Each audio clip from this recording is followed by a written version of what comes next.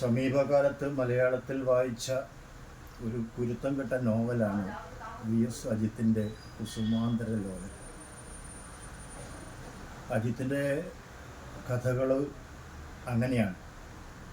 ഏതെങ്കിലും തരത്തിലുള്ള ഒരു കുരുത്തക്കേട് ആ കഥകളിൽ ഉണ്ടായിരിക്കും.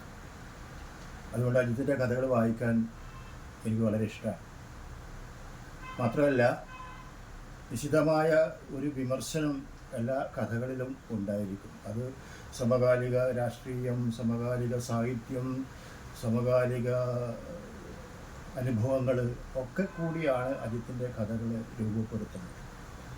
കുസുമാന്തര ലോലനും അങ്ങനെയാണ്. ഇതൊരു അസാധാരണ പ്രകൃതിയാണ്.